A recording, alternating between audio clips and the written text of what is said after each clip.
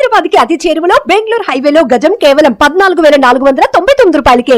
హైదరాబాదులో కాల్పుల కనికరం, తెర మీదకి గన్ కల్చర్.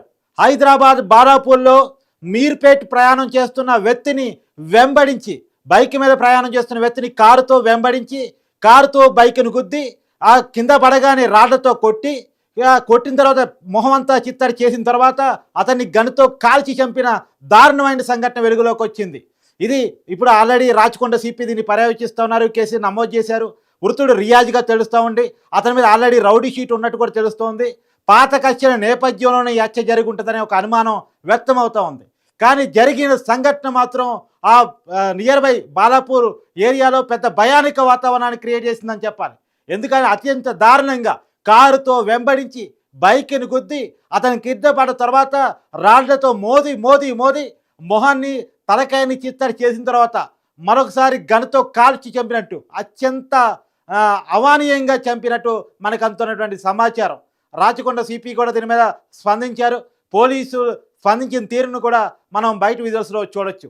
వస్తున్నారు ఆయన కంచన్బాగ్ దగ్గర, ఆయన ఫ్రూట్ మర్చెంట్ కాజా రియాజుద్దీన్. అతను ఇంతకుముందు కూడా చాలా కేసెస్లో ఇన్వాల్వ్ ఉన్నాడు. ఒక ఇక్కడ బాలాపూర్ లిమిట్స్లో ఉన్నాయి ఆయన ఒక కేసు. దాని తర్వాత హైదరాబాద్ సిటీలో కూడా కొన్ని కేసెస్ ఉన్నాయి, రౌడీ షీట్ కూడా ఉంది. బట్ ఆయన ఇక్కడ మీర్పేట్లో ఉంటాడు. వస్తున్న తరుణంలో ఇదే సీన్ ఆఫ్ అఫెన్స్ ఇట్లే ఒక బైక్ పైన వస్తున్నప్పుడు కార్లో వచ్చి అతన్ని హిట్ చేసి దెన్ ఫీల్డింగ్ ఇన్వెస్టిగేటింగ్ ఇష్యూ. అతని ఎనిమోసిటీ ఎవరెవరితో ఉంది, ప్రీవియస్ ఎనిమోసిటీ ఏముంది, ఈరోజు ఆయన చేసినటువంటి మూమెంట్స్ మీద మాకు స్పెసిఫిక్ ఇన్ఫర్మేషన్ ఉంది. అతను యాక్టివిటీస్ ఎవరెవరితో ఇన్వాల్వ్ అయినాడో కూడా వెరిఫై చేస్తున్నాం. మాకు సర్టెన్ క్లూస్ ఉన్నాయి, గెట్ దట్ క్లూస్ సూన్.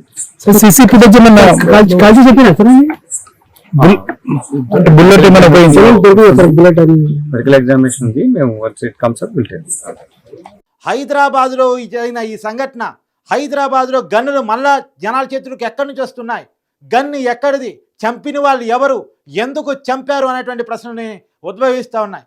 ఈ మధ్యకాలంలో అక్కడక్కడ జరుగుతున్నటువంటి చెదురుముదురు సంఘటన అయినప్పటికీ కూడా గన్నుల్ని విచ్చలవిడిగా పబ్లిక్ చంపడానికి ఉపయోగిస్తూ ఉన్నారా, ఈ గన్నులు ఎక్కడి నుంచి వస్తున్నాయి, ఈ గన్ కల్చర్ ఏంటి అనేటువంటిది ఒక ప్రశ్న కూడా సామాన్య వ్యక్తమవుతూ ఉన్నాయి. కాబట్టి ఈ జరిగిన సంఘటన ఏదైతే ఉందో బాలాపూర్ మీరుపేట ఏరియాలో ఒక భయానక వాతావరణాన్ని క్రియేట్ చేసింది. ఆఫీసు ముగించుకొని ఇంటికి వెళుతున్న అతన్ని వెంబడించి చంపిన తీరు అక్కడ చూసిన వాళ్ళని ఒక భయానక వాతావరణంలోకి నెట్టింది. సో ఇప్పటికే కేసు జరిగిన ప్లేస్, అంటే హత్య జరిగిన ప్లేస్లోకి పోలీసులు వెళ్ళి రివ్యూ చేస్తూ ఉన్నారు. ఇది ఎలా జరిగింది, ఎవరు చేసి ఉంటారు అనేది రివ్యూ చేస్తూ ఉన్నారు. సాక్షాత్తు రాచకొండ సిపి సుధీర్ బాబు కూడా డైరెక్ట్గా రంగంలో దిగి కేసుని పర్యవేక్షిస్తూ ఉన్నారు. కానీ జరిగిన సంఘటన అయితే అక్కడ ప్రజల్ని మర్చిపోలేని స్థితిలోకి నెట్టేసిందని చెప్పాలి. ఒక దారుణమైన హత్య, నడి రోడ్డు మీద జరిగిన హత్యగా దీన్ని చెప్పాలి. విజయవాడ సిపి సుధీర్ బాబు స్వయంగా రంగంలో దిగి కేసుని పర్యవేక్షిస్తున్నారు.